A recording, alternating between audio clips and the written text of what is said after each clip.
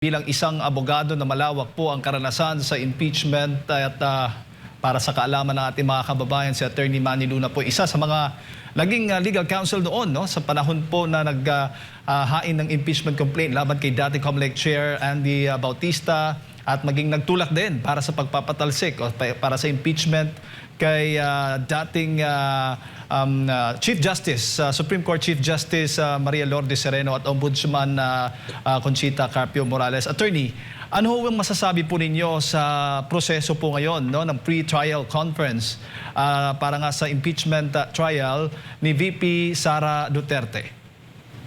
Well, first of all, no, gusto ko munang i-correct ng konti yun. Naging counsel ako ng mga complainants sa successful impeachment ng dating COMELEC Chairman Andres Bautista.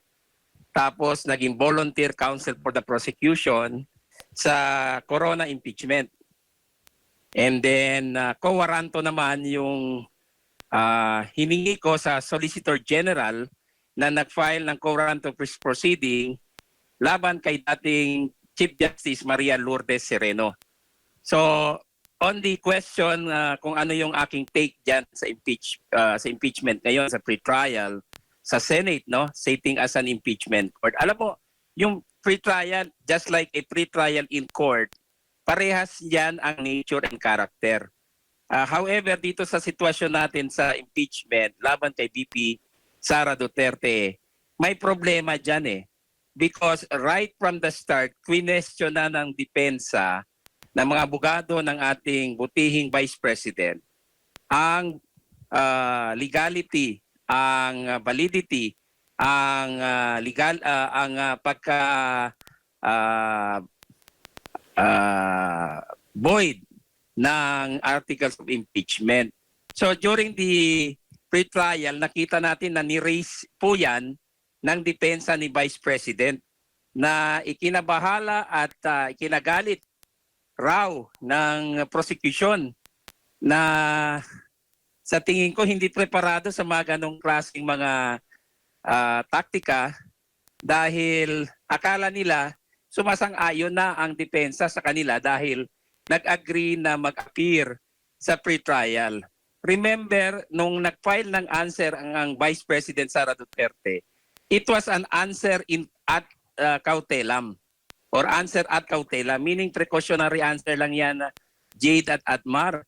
Hindi ibig sabihin na tuluyang sinabmit ng Vice Presidente ang issue of jurisdiction dyan sa Senate Impeachment Court kasi kine-question nga nila ang invalidity and voidness ng articles of impeachment na final ng House of Representatives. So, yung pre-trial ay naging, in fact, nag-reset sila, no? Nagkaroon ng second pre-trial. Kasi yung una, more of exchanges siguro sa mga legal matters, sa tingin ko ay pumabor sa depensa. Opo.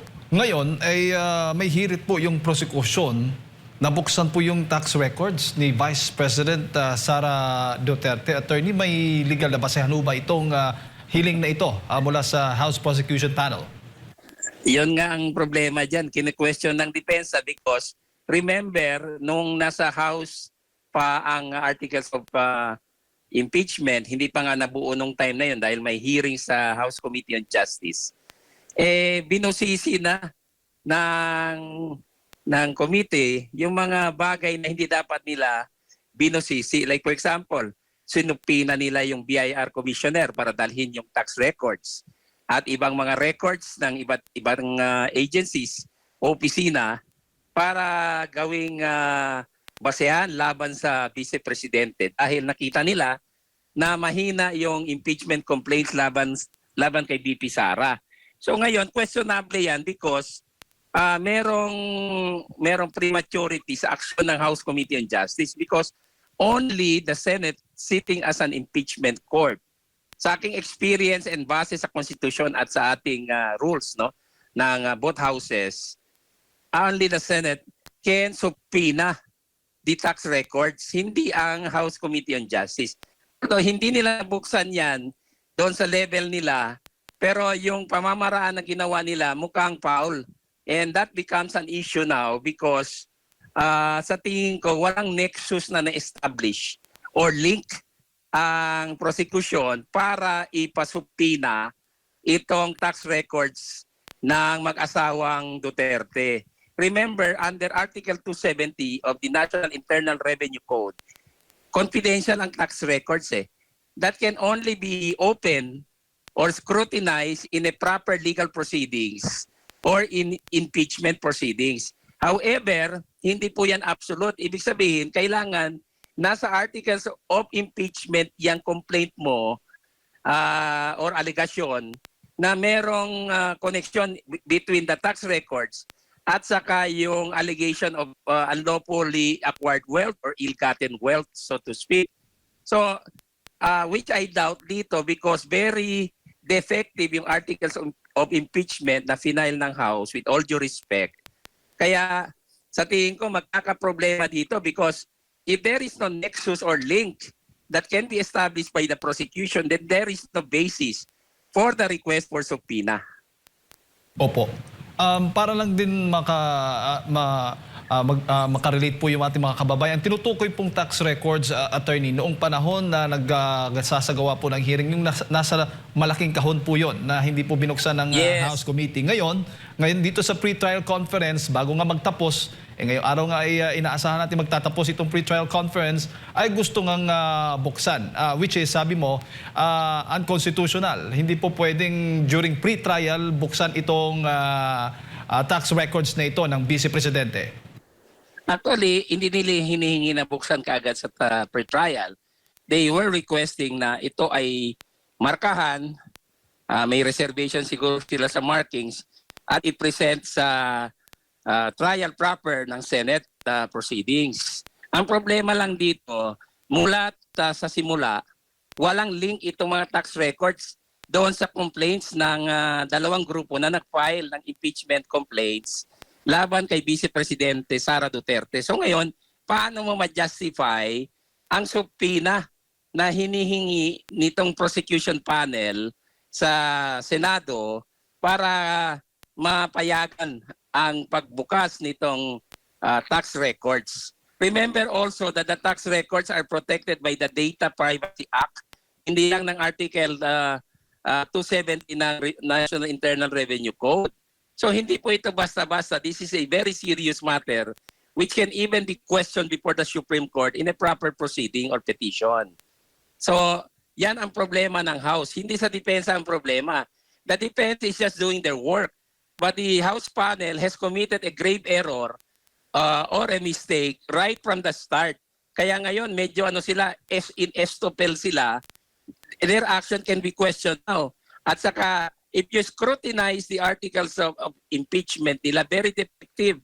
Kasi walang masiyahan yung articles of impeachment dahil hindi naman covered ng ill-gotten wealth allegation na wala naman doon sa articles of, doon sa complaint na pinail ng dalawang grupo way back doon sa House Committee on Justice. So, one defect leads to another and one void proceeding leads to another. Yun ang problema ngayon dito. And the Vice President can always question that in a proper petition before the Supreme Court. Opo. Yung tax records ay kasama po doon yung kanyang asawa, ang asawa po ng Vice Presidente, attorney.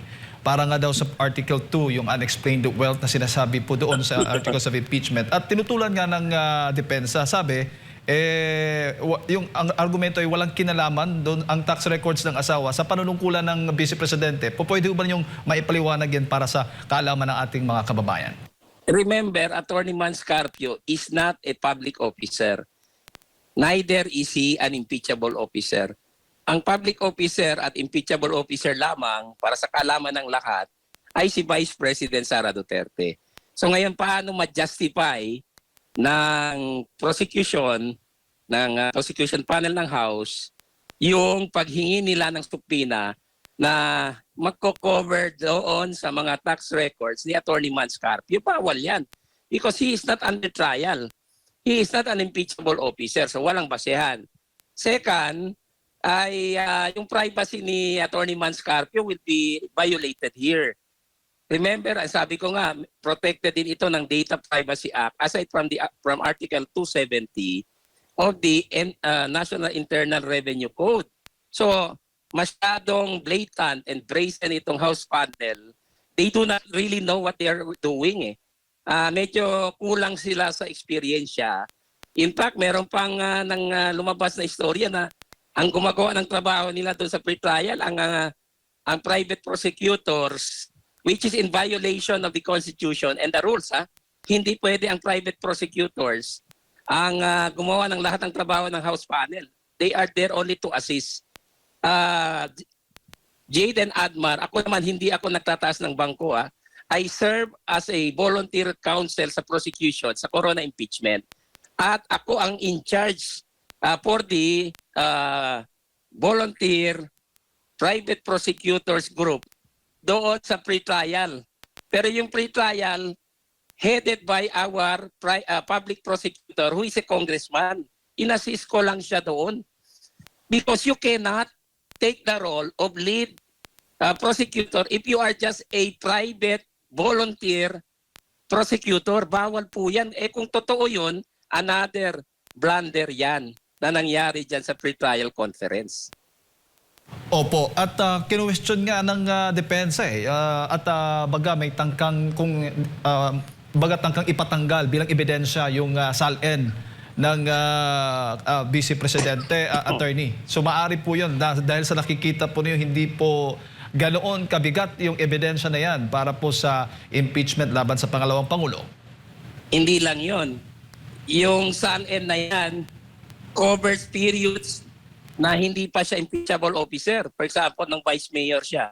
So anong connection dyan sa impeachment proceeding? Di ba? So yan ang isang malaking katanungan ngayon kung pwedeng payagan yan. And other objections that are valid na ni-raise na ng depensa sa pre-trial conference at sa kanilang answer at kautela. Opo. At maaari ho ba pag ako sakali bang papaboran, pabubuksan nga ng Senate Impeachment Court yung kahon na naglalaman ng tax records ng Vice Presidente, automatic ho ba yun? Talagang maging ebidensya na ng House Prosecution Panel?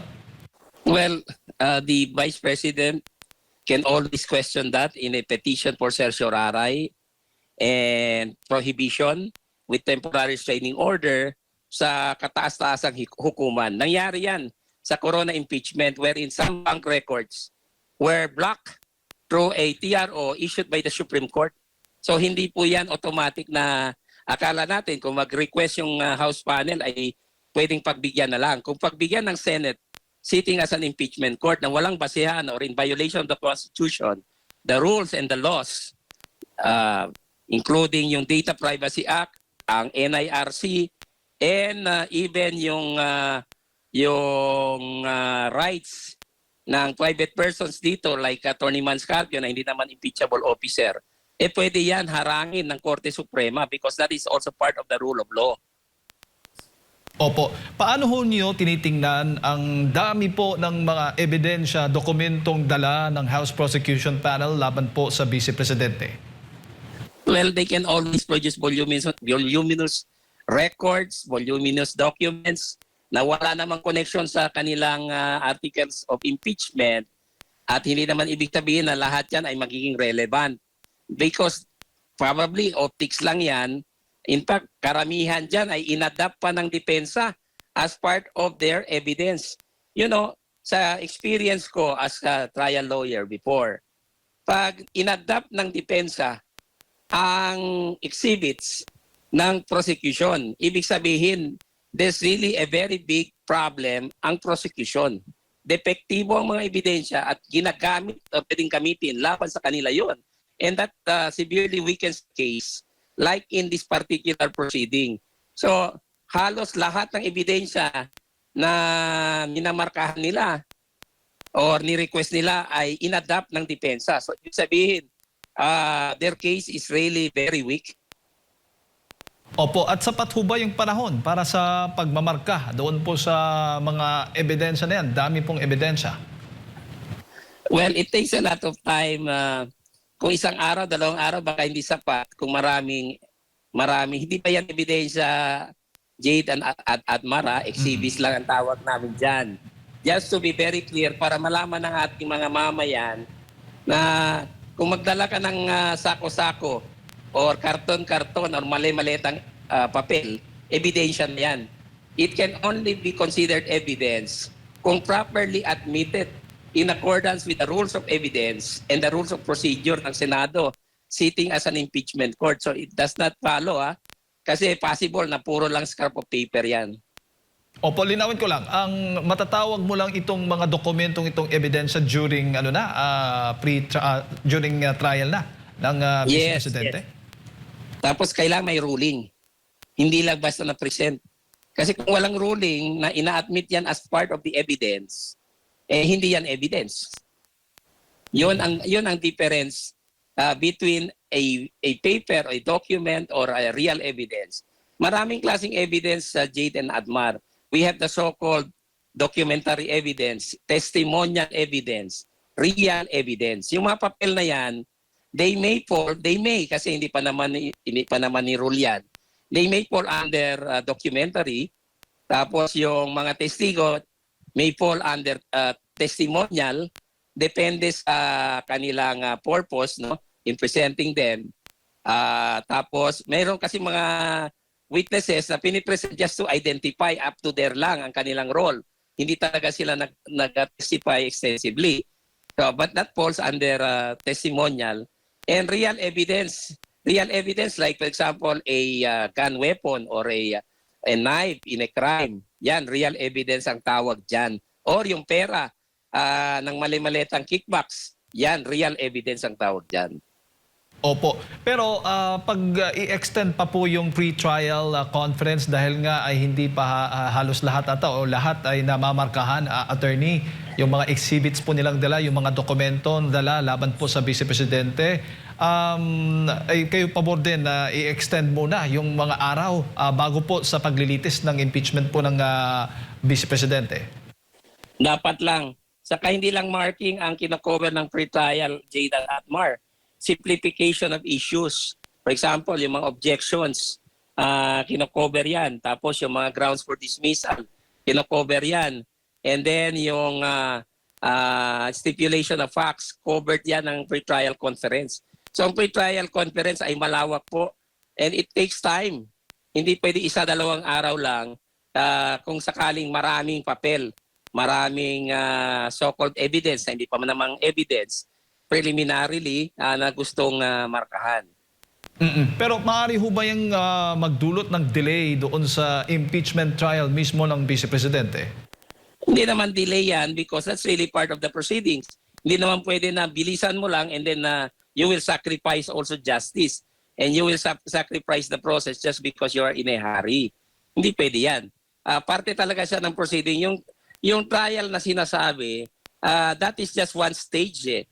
Bago ka umabot sa trial, kailangan yung pre-trial ay hinog na at tapos na. Otherwise, you go back to pre-trial. You cannot proceed with trial because may problema ka.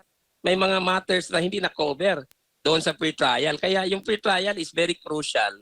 Pag void ang pre-trial or hindi tama, you cannot proceed to trial. Kahit sabihin mo, matidelay, anong kasalanan ngayon ng publiko dyan?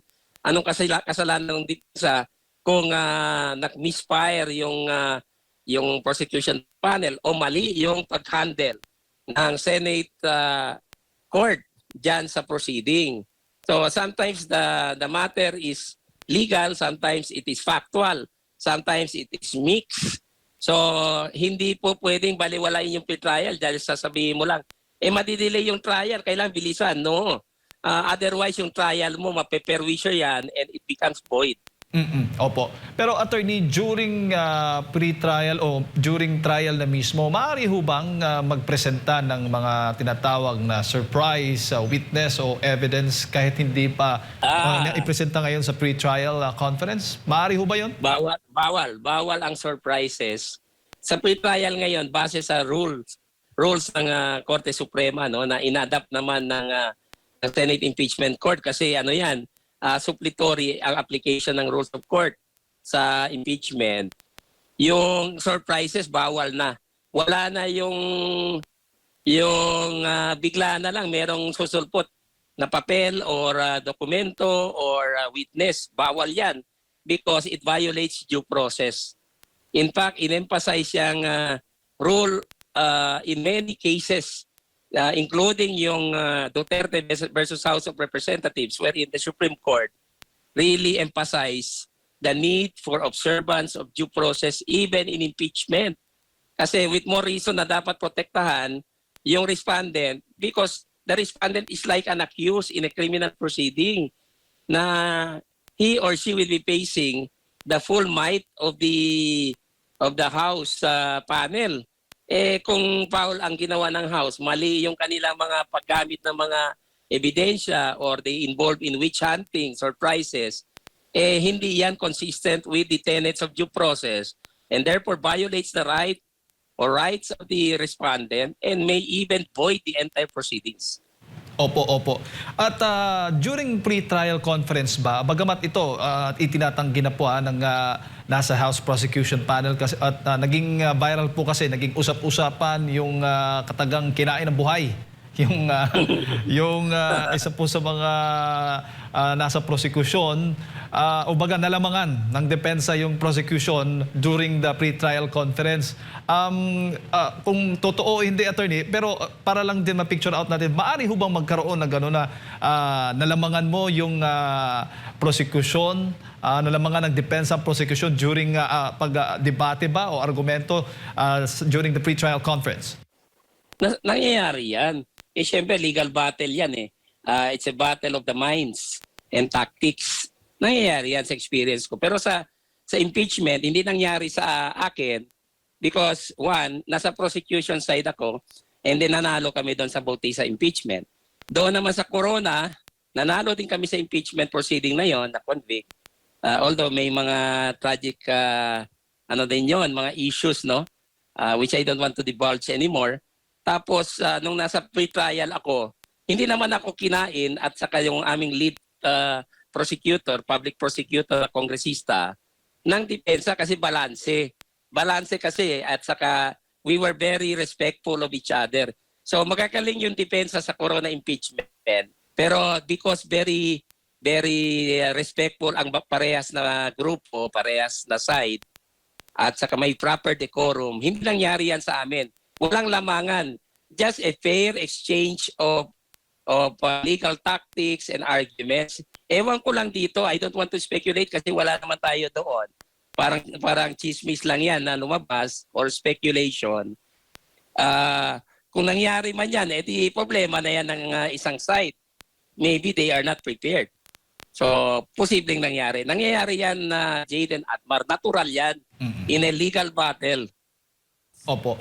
Ano naman po ang tingin ninyo sa komposisyon ng mga abogado ng depensa ni VP Sara Duterte kumpara mo dito sa nasa House Prosecution Panel?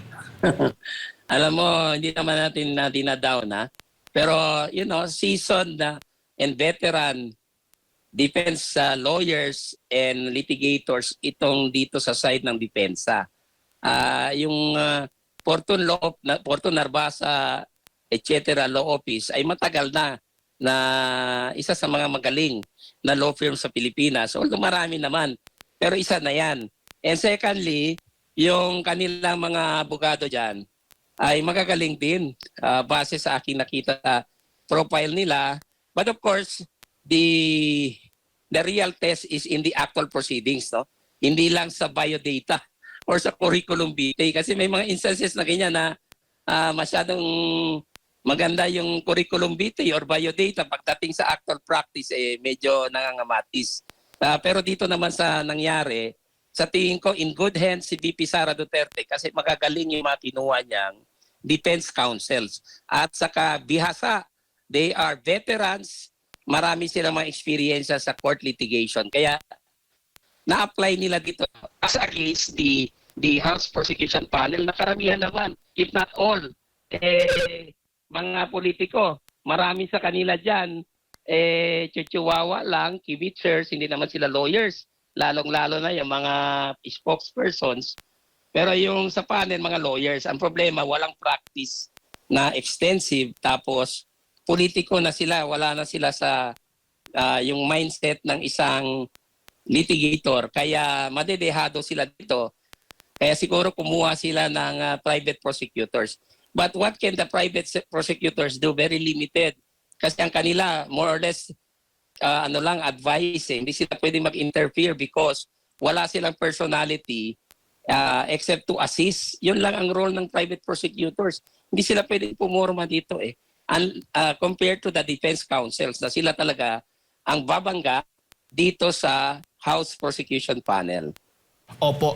Linawin ko lamang po, attorney, dahil siyempre marami ding mga nasa kabila, mga kritiko po ng VP Sara Duterte, nagsasabing absent po siya during pre-trial, parang absent na naman po ngayong araw na, parang ganun po yung mga argumento, mga naratibo po laban po kay Vice Presidente. Required ho ba talagang si VP Sara Duterte na maging present po kahit sa pre-trial, o kailan ba siya dapat maging present sa impeachment? Alam mo, unlike in civil proceedings or in criminal proceedings, na usually pag pre-trial required, no? Unless meron kang special power of attorney and justified yung absence mo. Sa impeachment kasi hindi required. That's the general rule eh. Hindi required ang respondent mag-appear sa pre-trial and in the trial proper. So yun po ang dapat intindihin or maintindi ng ating mga mamayan. So I would like to really explain this sa Tagalog. Sa impeachment po, ang general rule ay hindi po required na mag-appear ang respondent sa impeachment proceeding, whether siya ay presidente facing impeachment or vice president facing impeachment, etc. Kasi nasa rules po yun, nasa constitution din po yun, karapatan po niya hindi mag-appear. Hindi po yan nagbabadya ng pag-isnab or walang respeto, kawalan ng respeto sa proceeding. But that is a right guaranteed by the Constitution and she is just exercising her precious right. Tama lang po ang Vice Presidente na hindi mag-appear dyan. Kasi ang tendency dyan, dahil sa mga ginagawa ng House Panel, ginagamit nila ang proceeding para sa chismis eh. May mga propaganda lumalabas na hindi naman konektado doon sa kanilang theory of the case. So, sinisiraan nilang Vice Presidente. So, why will the Vice President give them that opportunity para to mock her, to label her as this and that na hindi naman kailangan dahil legal naman and political ang proceedings, bakit naman siya pupunta na meron naman siyang karapatan na hindi mag-attend because that is a right guaranteed by the Constitution. And normally, ang mga respondents sa impeachment, hindi yan nag-appear. Although, doon sa Bautista impeachment namin, nag-appear si impeached Chief Justice Andres Bautista. And then doon naman sa Corona impeachment, nag-appear si the late Chief Justice Renato Corona.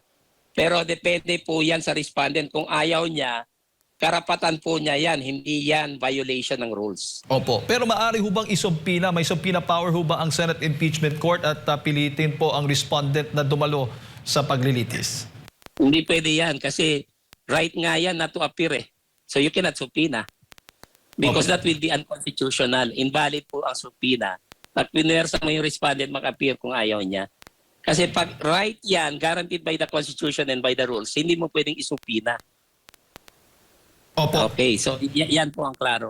Opo. Pwede ho bang mapahaba itong impeachment trial ni VP Sara, attorney? Well, sa akin lang, hindi dapat pahabain. Dapat nga yan, i-dismiss na eh. Remember, there is a pending motion to dismiss filed by the defense. Kinwestiyon nila ang validity or legality ng articles of impeachment. Kasi may mga proceedings na void eh. So, yan ang dapat i-resolve ng House. I mean, ng Senate, sitting as an impeachment court, bago ang trial. Kasi that is a matter that precedes the trial eh. So, dapat ma-resolve muna yan. I-dismiss ba nila? I-grant ba nila yung motion to dismiss o hindi? Because if that is denied, merong right ang depensa mag-file ng motion for reconsideration. And after that, they can even bring that to the Supreme Court. So hindi yan basta-basta na dire-diretso sa trial na walang mga incidents na i-resolve muna. Like itong motion to dismiss ng depensa. Dapat ma-resolve muna ito. Hindi ito pwede na i-set aside mo tapos trial ka. Bawal yan. Opo, doon sa issue ng kung sino ang dapat mamuno sa impeachment trial, yung Senate President po ba Yeah. o kahit sino ho sa mga senador? Dahil may panukala o suwestyon nga na posible pong si Senator Chis Escudero ang itatalaga bilang presiding officer sa Senate Impeachment Court. Alam mo, nung lumabas yan, natawa na lang ako eh. Kasi ang Constitution is very clear na. When the President is on trial, the Chief Justice shall be the presiding officer. All other impeachable officers, like the Vice President, the Ombudsman, members of the Supreme Court, members of the Constitutional Commissions, lahat yan ang Senate President shall be the presiding officer. At wala po yan ifs and buts. Walang instance na pwedeng i-delegate ng Senate President as presiding officer yung kanyang function sa ibang senador, judges, or judge. Bawal po yan. That's a very crucial issue kasi pag ginawa yan ni Senador Sherwin Gatchalian, void na kagad ang proceeding. Lahat yan, from start to finish, wala na yan. So, hindi pwedeng ilipat ang function kay Senador Chis Escudero. And Chis Escudero knows that being a lawyer. Alam niya yan.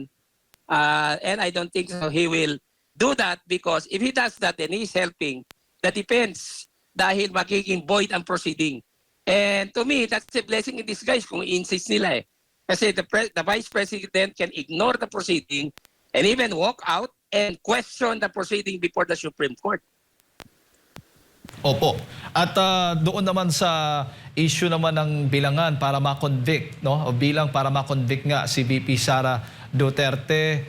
Ngayon ay dalawa po sa mga senador ang wala po doon sa Senado. Isa po siya dahil nakakulong nga itong si Senator Jingo Estrada at hindi natin alam kung saan pa si Senator Bato de la Rosa. At may mga nakaamba pang mga reklamo o kaso yung ilan pa sa mga senador, lalo na dito po sa minority po, sa tinatawag po nating Cayetano Black attorney.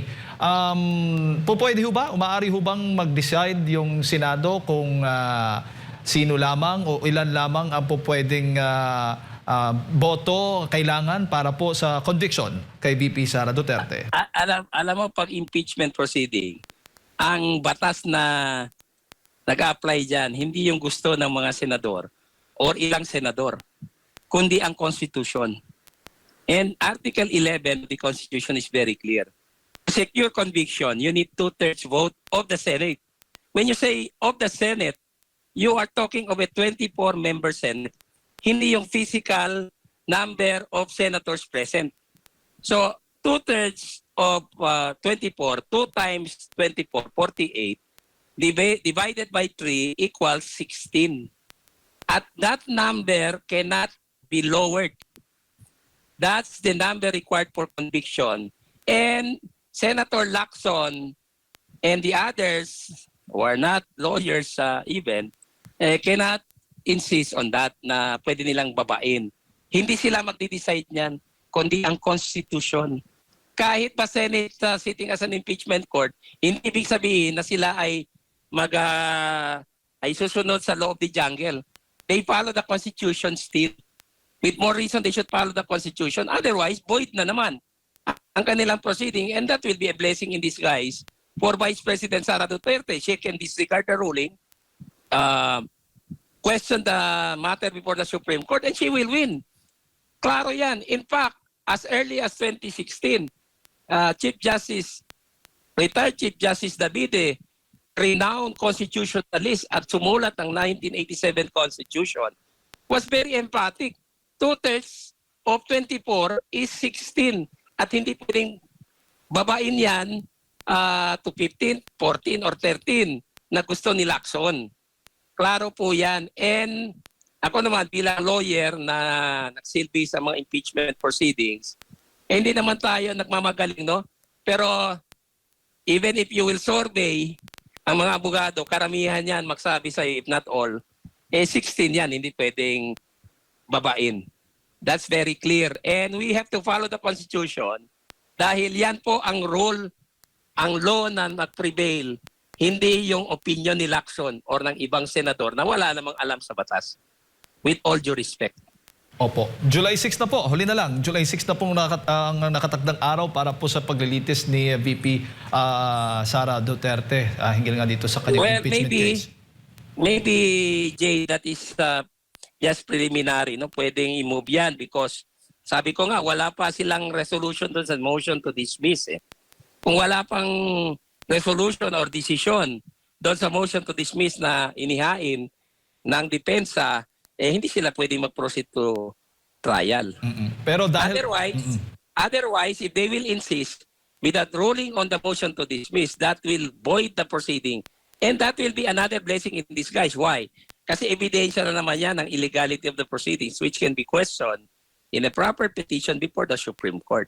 So you see, every mistake, every blunder that the Senate will commit will reflect back on them. Babalik lang yan sa kanila. It will just boomerang.